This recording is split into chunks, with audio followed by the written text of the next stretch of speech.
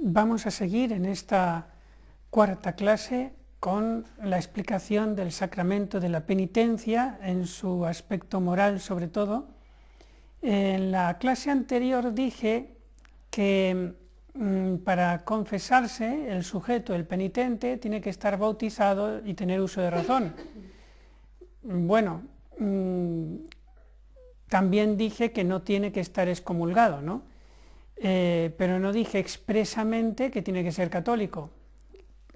Lo normal es que sea católico, claro, porque si no es católico, pues si es por ejemplo un protestante, entonces no se puede confesar si no adjura, si no renuncia a las herejías de su protestantismo y se hace católico.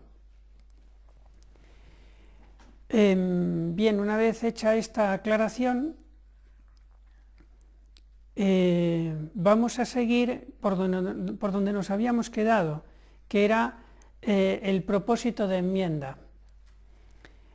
Entonces dijimos que hay que tener el propósito de no pecar más, pero que eso no quiere decir que yo sepa que no voy a caer nunca más. Eso es distinto. Yo puedo tener debilidad, pensar que es probable que caiga, pero no quiero caer, quiero poner los medios para no caer, y en ese momento de la confesión estoy bien arrepentido.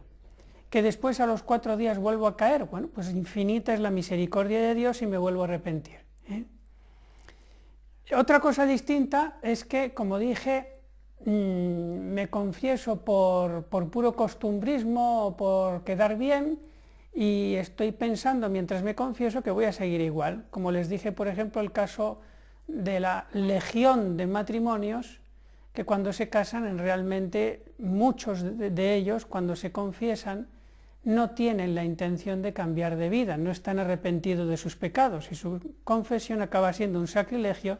Y por eso también les dije aquella estadística, no sé si se la dije en grabación o fuera de la grabación, que hay una estadística que en España el 70% de los matrimonios casados por la Iglesia se separan. Me imagino que de los que están casados por lo civil, pues andará por ahí o más, ¿no? Entonces, ¿por qué pasa esto? Pues porque como se casan en pecado mortal, reciben el sacramento del matrimonio, pero no reciben la ayuda sobrenatural de ese sacramento, porque están en pecado mortal. Y por lo tanto, ahí tienen un inconveniente a la hora de cumplir sus obligaciones como padres y como esposos. Y entonces, como el demonio le encanta dividir, porque diablo significa el que divide, entonces se sale con la suya muchas veces. Entonces, propósito de enmienda. Y voy a hablar aquí también un poquito sobre la ocasión próxima de pecado. Si uno se confiesa y libremente quiere estar en ocasión próxima de pecado, entonces su confesión tampoco vale nada, no se absuelven los pecados, porque ya el querer estar en una ocasión próxima de pecado es pecado grave, mortal. ¿Qué es una ocasión próxima de pecado mortal? Pues aquella ocasión en la que uno se pone que tiene la experiencia que le hace caer con frecuencia en pecado mortal. Aunque no sea todas las veces, pero sí le hace caer con cierta frecuencia y que puede evitarla. Entonces, el que no quita esa ocasión próxima de pecado, digo, pues no tiene verdadero arrepentimiento y no puede confesarse. Es el caso típico de los convivientes, que tendrían que separarse antes de vivir juntos y casarse primero, que es lo correcto, y en el caso de los que ya tienen hijos, pues quieren seguir viviendo a modo como esposo y esposa, usando de un matrimonio que no existe, con relaciones sexuales, y por lo tanto pues tampoco están arrepentidos. Entonces hay que quitar la ocasión próxima de pecado. Bien, vamos ahora, bueno, hay un caso muy particular que yo consulté a una página web por correo electrónico que se llama El Teólogo Responde, que lo lleva el Verbo Encarnado, el Instituto del Verbo Encarnado, que tiene muy buenos teólogos, muy rectos. Entonces yo les puse esta situación que es frecuentísima hoy día, todavía más que los convivientes, todavía mucho más. Y es el caso de personas que tienen móvil, celular, con internet, y para ellos es ocasión próxima de pecado de ver pornografía. Eso es comunísimo, frecuentísimo. Y yo les preguntaba por escrito, por el correo electrónico, ¿estas personas se les debe de exigir para darles la absolución que una vez habiéndose visto claro que para ellos es ocasión próxima de pecado y que tienen caídas frecuentes en pornografía por tener internet en el teléfono, se les debe exigir que cambien su teléfono por un teléfono de los de antes que no admite internet? O sea, que es imposible poner internet en ese teléfono, de los antiguos, de los de antes. Entonces, ¿saben qué me dijeron? Que sí, que si no cambia de teléfono no se le puede dar la absolución. Imagínense si uno se pone firme y se pone a confesar con una fila de gente, sobre todo jóvenes. Si uno se pone firme y no se deja llevar del respeto humano, corre peligro mi vida. Es que es difícil hoy día ponerse a administrar sacramentos, es difícil. Cualquiera que uno lo ponga, digo, si es la comunión, mujeres mal vestidas. Si es la confesión, esto que les acabo de decir. Si es matrimonio, pues lo que les dije antes, ¿no? Cuanto más la gente se aleja de Dios, más difícil es dar los sacramentos con recta conciencia. Y los sacerdotes que quieren hacer las cosas bien sufren mucho y acaban arrinconados. Esto es lo que pasa.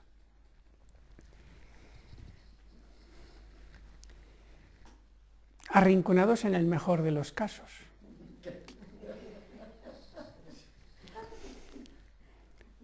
Sigamos, porque si no, estamos grabando.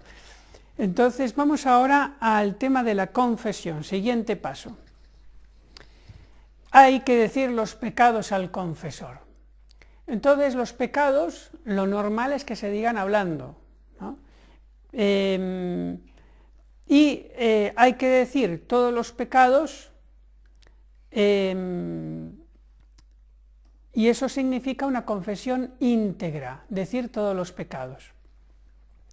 Ahora bien, ¿cuáles son los pecados que es obligatorio decir? Obligatorio, bajo pena de que la absolución sea inválida y sacrílega. Todos aquellos pecados mortales que yo todavía no haya confesado en confesiones anteriores. Pecados mortales que no haya yo confesado antes en otras confesiones. Esos son obligatorios decirlos en la confesión. Y además tienen que ser pecados ciertos, pecados mortales ciertos. Porque si yo dudo si pequé mortalmente, o dudo si lo confesé o no lo confesé, entonces ya no tengo obligación estricta de confesarlo. Es conveniente preguntar para ir formando la conciencia y preguntar al sacerdote, sobre todo en la confesión: Padre, es que esto no me queda claro. Pero, ya digo, si son ciertos, hay que confesarlos.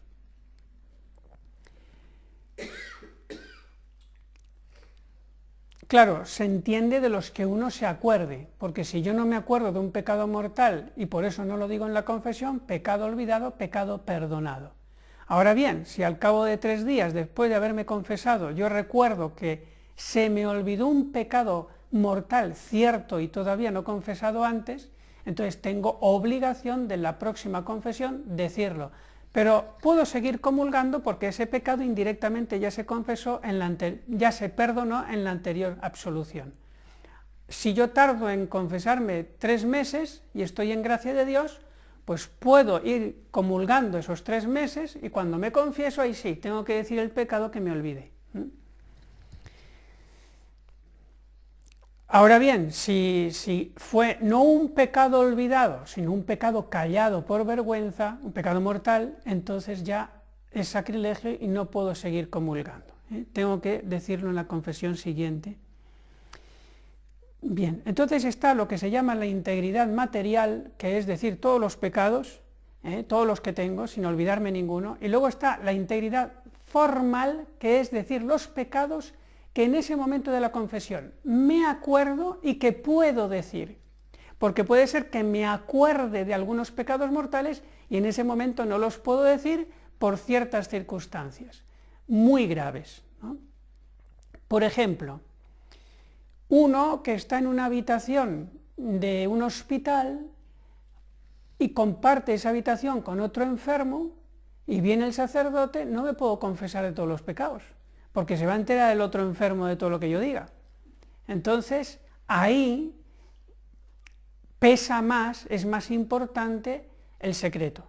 Y entonces el sacerdote le dice, mire, no se preocupe, señor enfermo, no se preocupe, que Dios, cuando hay arrepentimiento, soluciona todas las dificultades. Usted ahora no me diga ningún pecado, ninguno, solamente que se arrepiente de todos los que tiene y que tiene el propósito firme de que cuando pueda confesarse solo con un sacerdote, entonces lo va a decir todo lo que ahora no ha podido decir. ¿De acuerdo? De acuerdo, padre. Entonces le doy la absolución, ¿eh? Entonces, claro, porque ahí no pudo decir los pecados porque había otra persona. Ejemplo parecido es, por ejemplo, cuando voy a confesarme y resulta que hay gente que está esperando también para confesarse y resulta que el confesor es sordo. Y entonces le digo los pecados y casi no se entera, o no se entera. ¿Qué? ¿Que has cometido un pecado con esa señora de que no cuánto? Y el otro lado ya se entera todo el mundo, ¿no? Entonces lo que es lo mismo se resuelve que lo del enfermo de antes. Si yo veo que confesando con este sacerdote tengo que alzar tanto la voz que se va a enterar todo el mundo, entonces tengo el derecho de omitir los pecados que yo quiera, recibir la absolución y después tengo que tener la obligación de que esos pecados que no he podido decir, decirlos en otra confesión, cuando ya estén las circunstancias mejores.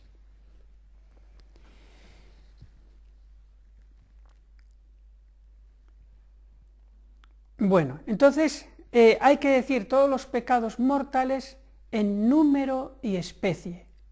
¿Qué quiere decir esto? Que si yo he hecho 3 abortos, tengo que decir 3 abortos, no puedo decir, he abortado. No, espere, ¿pero cuántos? Unas cuantas veces. No, haga examen de conciencia, que lo de los abortos no se olvida tan fácilmente. Entonces, no, padre, ha sido 3 abortos, entonces hay que decirlo.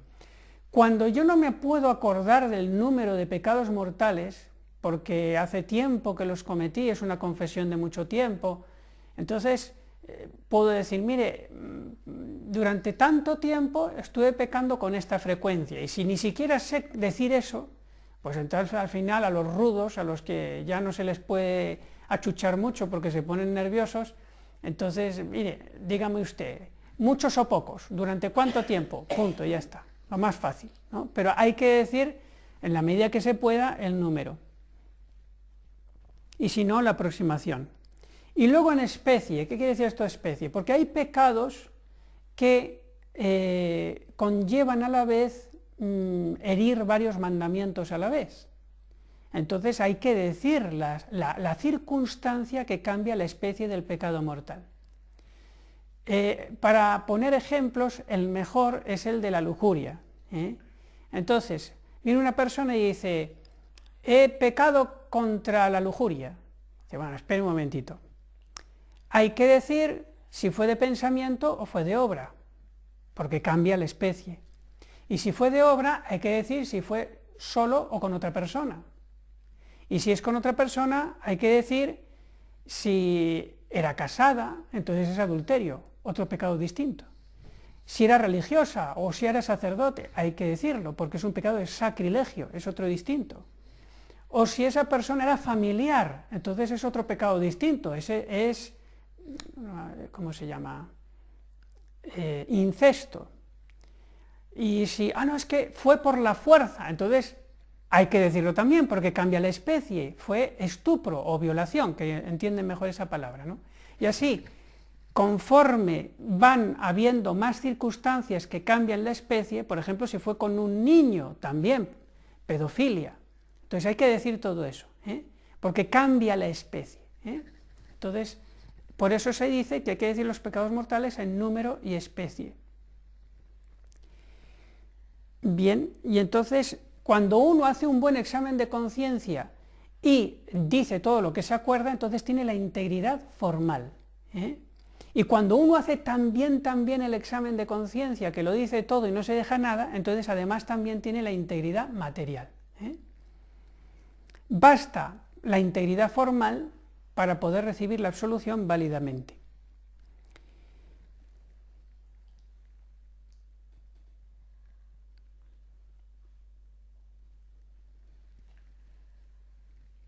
Bueno, pues vamos ahora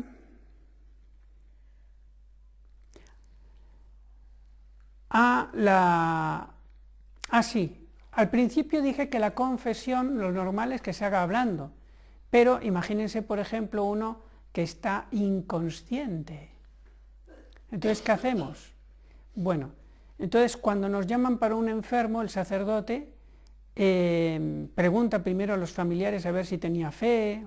A veces me dicen que es que no tenía ni fe, ¿no? Parecía que era ateo o algo así. Pero si está inconsciente, hay autores muy buenos moralistas que dicen que aunque fuera una persona descreída, si está inconsciente, hay que pensar que antes de perder la conciencia, cualquier persona puede tener un momento de levantar el corazón a Dios porque ve que se le va su alma y que se arrepienta. Eso puede ocurrirle a cualquiera, aunque haya sido un malvado antes de perder la conciencia. En virtud de esa posibilidad, cabe que el sacerdote dé el sacramento de la absolución, la confesión, bajo condición. Entonces le dice al enfermo, aunque esté inconsciente, a veces oyen, y le dice, bueno, si me oyes, repite conmigo en tu interior esto que voy a decir: me arrepiento de todos mis pecados, acepto todo el magisterio de la Iglesia Católica, te voy a dar el perdón de Dios, y se le da la absolución bajo condición. Pero padre, si no se ha confesado, ahí está el problema, que según lo que hemos dicho en la clase anterior, uno de los elementos de la materia del sacramento de la confesión es confesar externamente los pecados.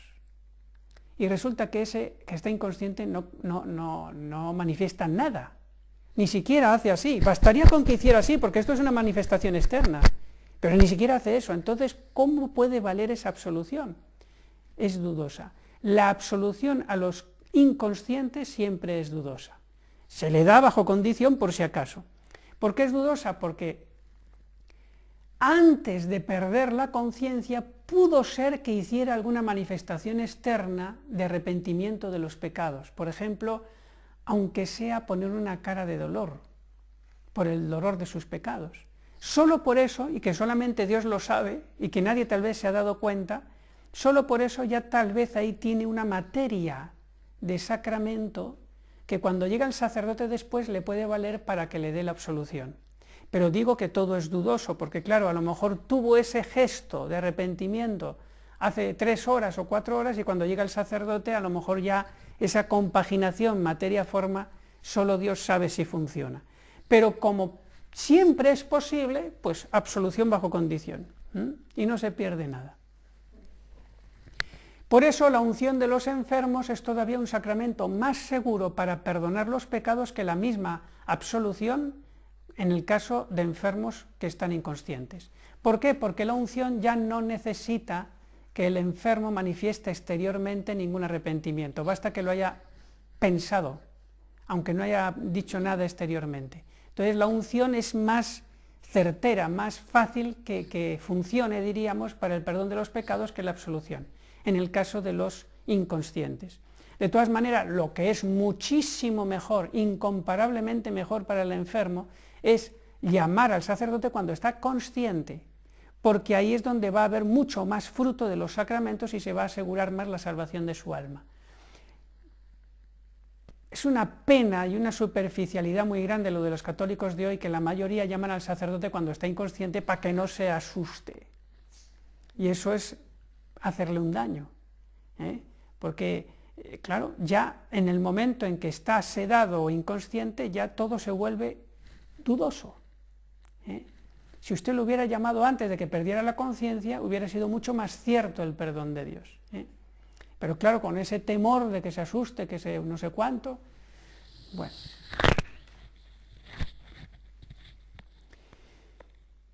Vamos ahora entonces a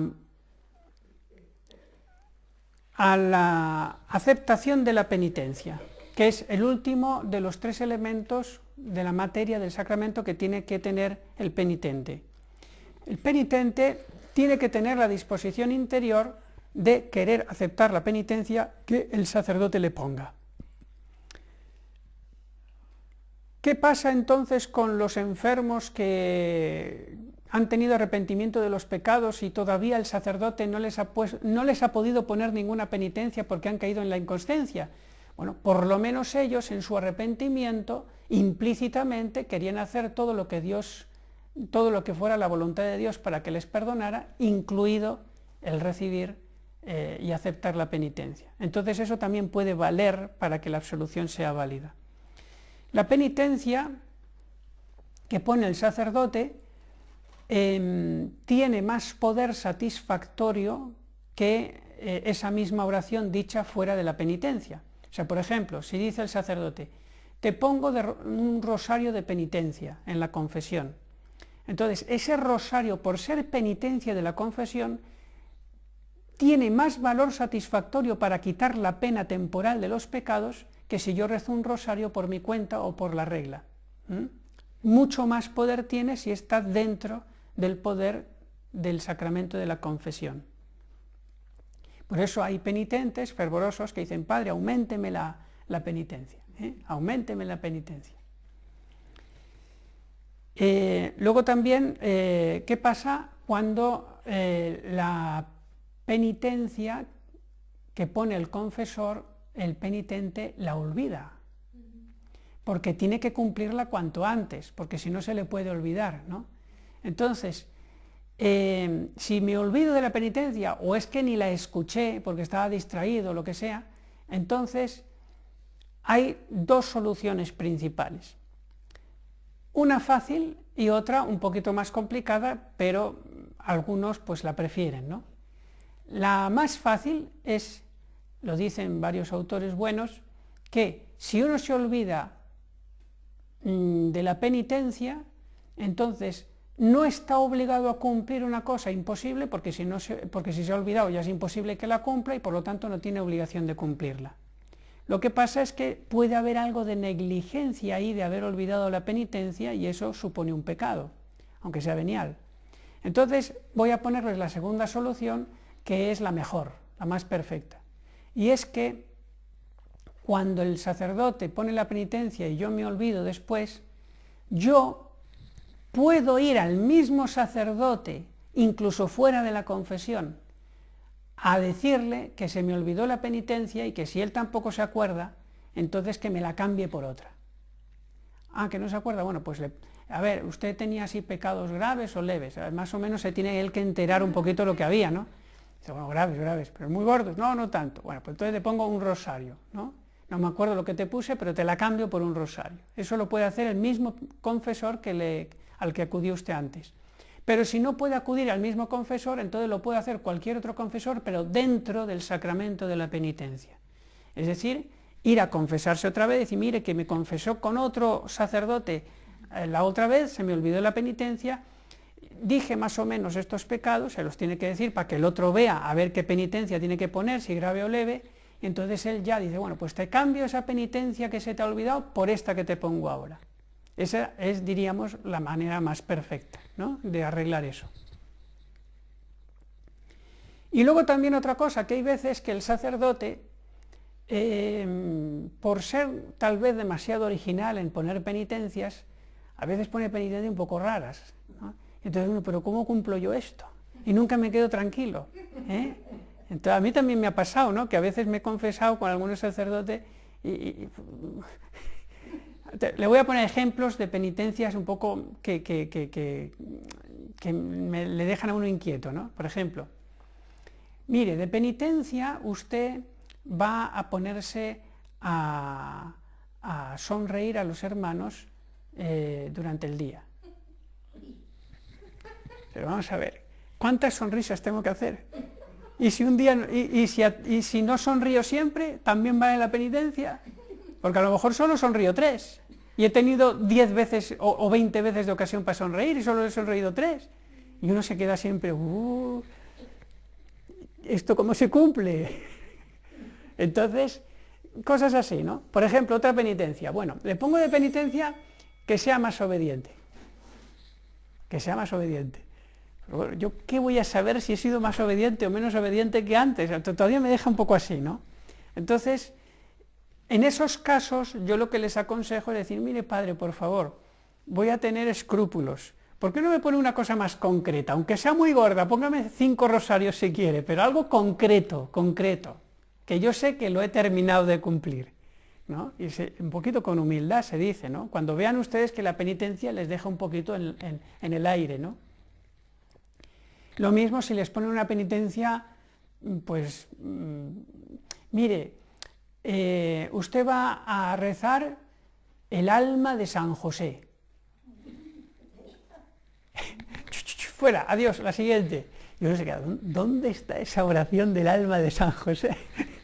Entonces, bueno, si no saben cumplir el alma de San José, díganle al sacerdote, mire, por favor, póngame algo, aunque sea más largo, pero que sepa cumplirlo, ¿eh? Bueno, son cosas que pasan, por eso lo digo, ¿eh? A ver. Entonces, eso es respecto a la penitencia, que como siempre tiene que ser algo un poquito que cueste, ¿no? Que sea una oración o abstenerse de algún gustillo.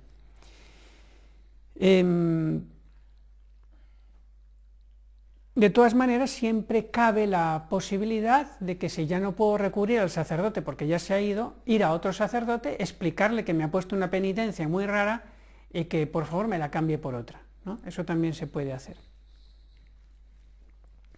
Y luego, respecto a la absolución,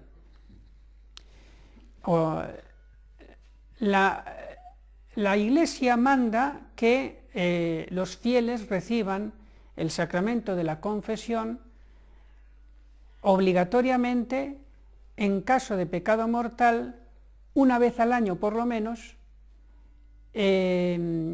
siempre que se pretenda recibir el cuerpo de Cristo y también en peligro de muerte. En esos 3 casos, si hay pecado mortal, hay obligación de recibir la confesión. Y luego también, aunque no se tenga pecado mortal, pero los que todavía no han recibido la primera comunión, antes de recibir la primera comunión, aunque solamente tengan pecados veniales, tienen obligación de confesarse.